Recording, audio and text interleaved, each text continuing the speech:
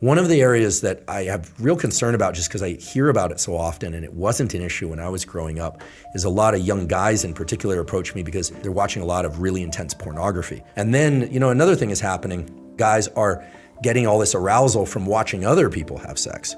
And then they're in the real world scenario and it's like, wait, you're no longer third personing this, you're actually in this scene. and it's completely collapsing them.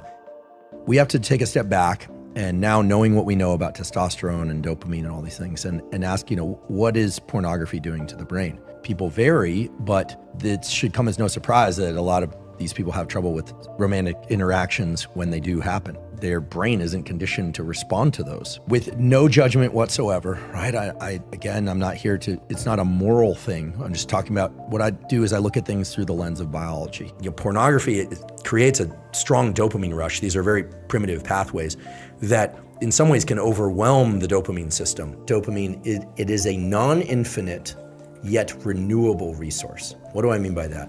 Just as adrenaline, epinephrine, is released in response to psychological stressors, physical stressors, cold water, final exams, broken relationship, excitement.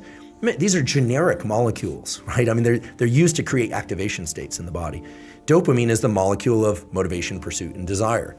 If you have too big a dopamine release, for instance, after a big win, sometimes we feel a crash and we need some time to reset. And that low or depression, sometimes people make the mistake of going out and pursuing more dopamine.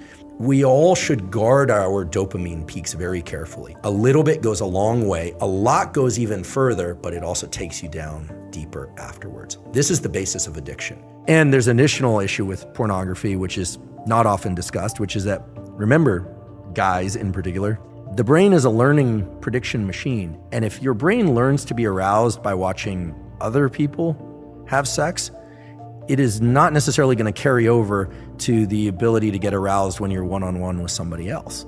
I'm not saying pornography as a stimulus is bad or good. What I'm saying is it, in its availability and its extreme forms, it's a very potent stimulus, and very potent stimuli of any kind, extremely palatable food, extreme pornography, extreme experiences like bungee cord jumping, those set a threshold for dopamine release. The higher the dopamine peak, the bigger the drop afterwards. And it's not that you drop to baseline, you drop below baseline. The crash that comes afterwards feels painful. And all that we need to do in order to return to a baseline of dopamine, renew that resource, is to wait and make sure that we don't try and trigger yet more dopamine in that time. So you asked about, should I be taking caffeine in addition to training and blasting music? I always say people differ on this spectrum, but be careful about stacking dopamine. Training itself is a stimulus for dopamine release. Cold water is a stimulus for dopamine release.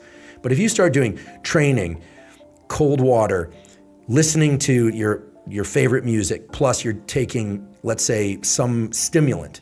Obviously the stimulants we've been talking about are terrible, but some of the stronger stimulants out there,